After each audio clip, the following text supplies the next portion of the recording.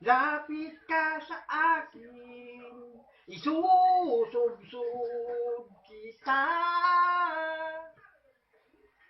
Kung wala ka nang maibuga, kung wala ka nang tamod sa iyong mata, lumapit ka sa akin, hindi kita isusubsob mukha mo.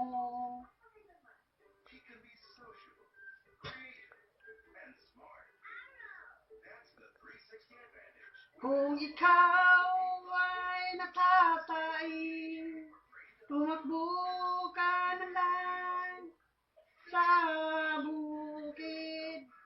Pumatong ka sa kahoy, pumatong ka sa kahoy, doon